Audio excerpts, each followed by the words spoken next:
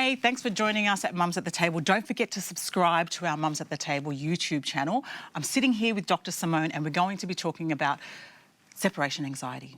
Apparently 4% of children are affected by separation anxiety. So can we talk about what it is? It's a big number, isn't it? It's huge. Yeah, so separation anxiety is when children feel unsure about leaving their primary caregiver. Right. So that can be mum, that can be dad, that can be grandma or grandpa, whoever is their primary person, they feel unsettled about leaving them.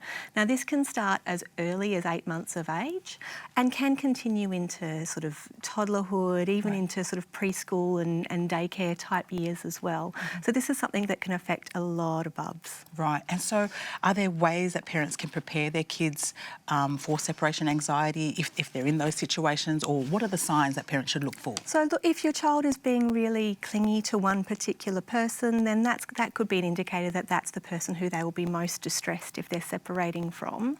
And acknowledging that in a younger bub, and you don't want to sort of throw a baby from person to person and force them out of it, but you do want to help them understand that there's more than one person that can be a source of care and love for them. Okay, so are there some signs that we can see? Oh, look, I don't think my child is adapting very well to being left in a certain environment or just being away from me. Yeah, so sometimes babies or children will cry a lot or be very clingy to the primary caregiver, so they'll hang on to you, won't let you leave the room, that sort of thing. This is where a lot of parents talk about not even being able to go to the bathroom on their own.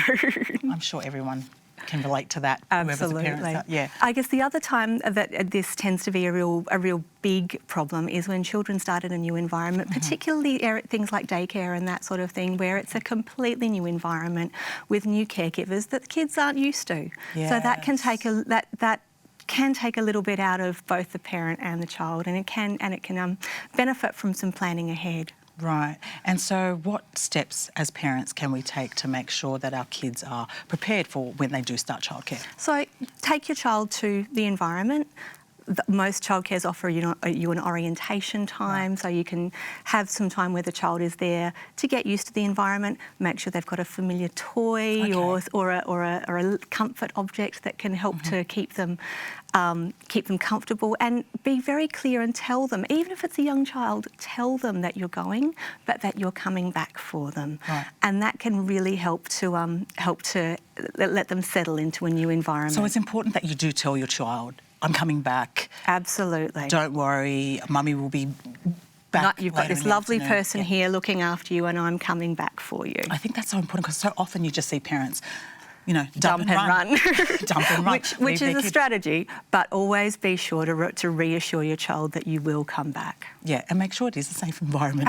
Absolutely. Yeah. Definitely. And I think if they're crying, if they've been there, you know, and you can see as a parent that they're uncomfortable, maybe do some further investigations. You can never be too sure. Trust your parent gut. Some really great tips there, Dr. Simone. I think as parents, just trust your instinct. Go with that. You can't go wrong.